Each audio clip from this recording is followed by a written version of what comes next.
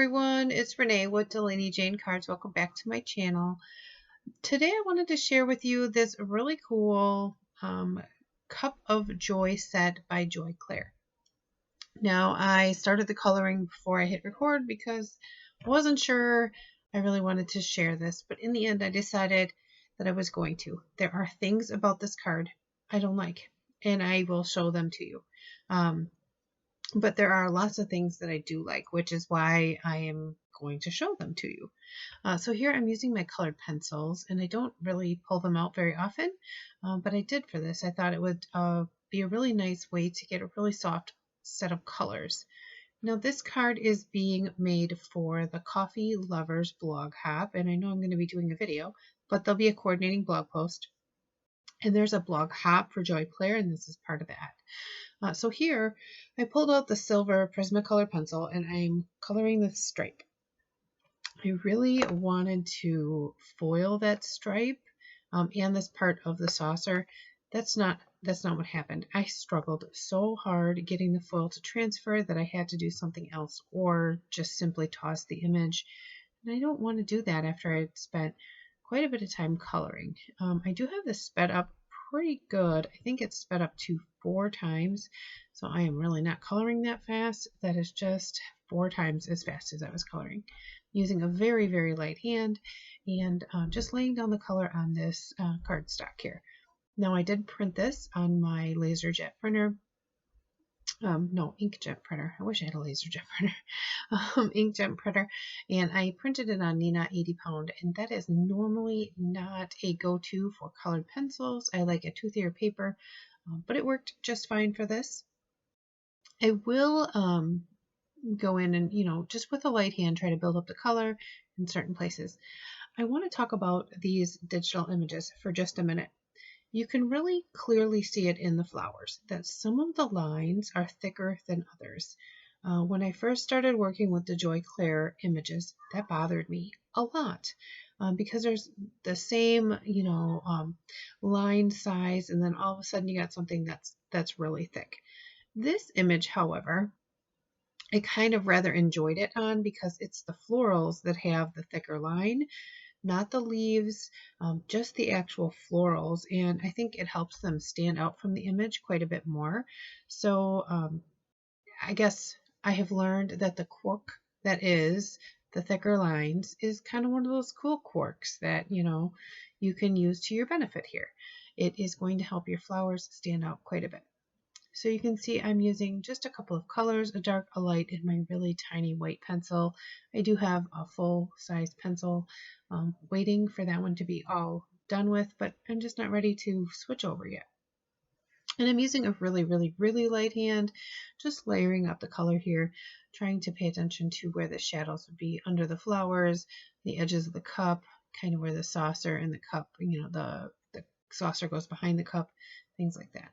I did find that my shadow or shading was not very good on this yellow macaroon cookie, so I added some orange in to get a little bit more dimension, and I absolutely loved how that worked. The light flowers here are, I'm putting the purple on them, and I'm starting with a really light color purple. I'm adding the light purple in where the shadows would be, just so I can get a good lay of the land, I guess, for the petals on this flower. Kind of looks like a chrysanthemum, I think chrysanthemum. So it has tons of petals, and I just didn't want to go in with the darkest color and put it in the wrong place.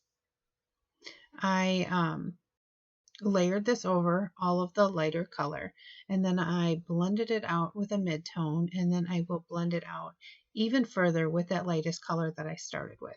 Now you can see that here. It was, I wouldn't say difficult to find where all the petals were. It's drawn beautifully, but it has a lot of petals, so I really took my time with it. Like I said, the coloring is sped up 4 times here, but you can see how I got all of the petals individual here, and went back through and added a little bit more depth and dimension where I thought that the petals would overlap. And I did use a blue The blue in the cup kind of pulls up into that flower, and it just kind of ties everything together. Also helps me get really nice depth there for the flower. Make sure you use a really fine sharpened pencil when you're doing coloring with colored pencil. You can get in all them tiny places.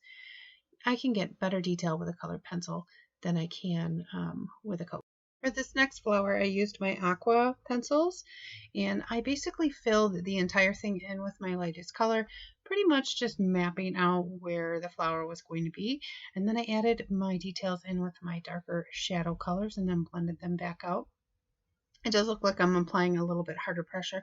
I'm not really. It's just that the pencils are pretty creamy, and I'm using quite a dark shade. You can see how nicely it blends out with the lighter color. And then I kind of lost this highlight, so I did bring in my white pencil here to put the highlight back in. The Coffee Lovers blog, which this video is part of a blog hop. It'll be on my blog as well, and I'll have the coordinating blog post listed below. You can hop along for the Joy Clair blog celebration, I guess, of the Coffee Lovers blog hop. But this card will also be linked for the Coffee Lovers blog. It's something that they do a couple of times a year. It's super fun. You get to see all sorts of things that are coffee, tea, hot cocoa kind of related, and everybody loves at least one of them, right? For this other flower here in the corner, I did make it a yellow flower. It looked like a black-eyed Susan kind of to me, or daisy. I guess I could have colored it white with the yellow center, but I don't know. I just felt like it needed that pop of yellow. And from looking at the examples that the design team did with this, I can see that a lot of people saw this flower as a yellow flower when they were looking at the set. These other two little flowers up in the corner, I also added the same aqua tones to them. I thought that we needed that aqua in a couple of different places. And then for the greens, I just used a couple of different shades to color in the green. I made sure that I filled in the area, added shadows where flowers would lay over and where the leaves would cup in, kind of like where the veining is in the leaf. And then blended that back out with my lighter color. I felt like I was getting really good. I felt like I was loving the colors. They are bright and bold, and I was really enjoying the colored pencil, which is why later on you'll see where things start to go awry. I really felt like I wanted to save this image because I had worked pretty hard on it. For the additional green foliage, whatever, I used a different combo of greens, added this more blue-green color in just to change it up just a little bit and add a little bit of contrast, which I did like. It added more of that blue-green tone that I had kind of tied everything back into the cup and those aqua blue flowers, and I just really enjoyed having that additional color of blue and green. Then for these berries, I thought, well, I needed to bring the purple in a few more places. So we have the berries, the one flower, and then the one cookie. It's kind of the triangle of the purple tones. And we have kind of that same triangle going on with the yellow, one of the cookies, two of the flowers. So for the greenery, to kind of encompass everything. And then there's the three really bright aqua flowers, the blue cup. I just felt like it was a pretty cohesive looking image here. I did bring in some orange for the centers of these flowers. I thought that the orange would be a really great complement. And then I toned it down with a little bit of brown to make it a little more natural. For the background, I used the macaroons from this digital set and made my own pattern paper and colored them with the same colored pencils, and then added some Nouveau Blizzard, Snow Blizzard, Clear Blizzard, White Blizzard drops to make them sugary. That's how I made the background paper. So now I'm going to start with the details. I cut out part of this foiling gone wrong. I had laid some adhesive down on that silver stripe and I let it dry, and I put the foil over top, and it didn't transfer. It just ripped my paper, and I was devastated because this kind of color combination is really bold and bright. It's not something I always work with, and I was very excited to have this colored up, and I really wanted that silver look to it. But because it tore my paper, I needed something else, another option here, and I couldn't just color it with my colored pencils. I could have probably printed it out again and like paper pieced it in, but I decided to use my Nuvo drops, the silver Nuvo drops here, and I laid it down as nice and smooth as I possibly could.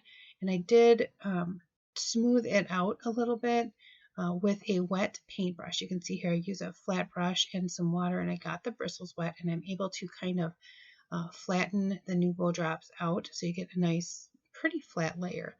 If you're ever looking to flatten that kind of stuff out, you can definitely use just a wet paintbrush to do that. Kind of a tip.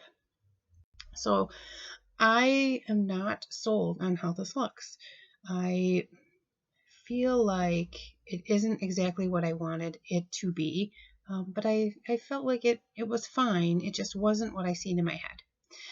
But this teacup is supposed to be a little ceramic teacup or porcelain teacup, so I went ahead and covered that with my glossy accents here. My bottle was getting empty. It is now filled back up because I took the time to do that finally. But I have it in this little bottle with the fine tip applicator, and I do love this little fine tip applicator bottle. I think it was well worth the investment when I bought it way back when. So I did lay that down all over the entire teacup and the saucer, and I let that dry. Isn't it pretty? I think it's just so pretty. At this point, the pattern paper had dried enough so that I could adhere it to the black cardstock.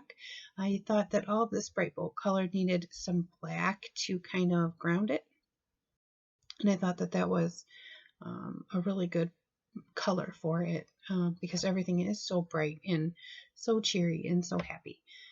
Since my cup was drying, I decided I would work on my sentiment. One nice thing about this digital set is that it has these nice label sentiments in the set. They have some scripty, fonty ones too, but they definitely have this really nice like label look. It's like I had heat embossed it in white on black cardstock and layered it on white again, but I didn't. I just cut it right out.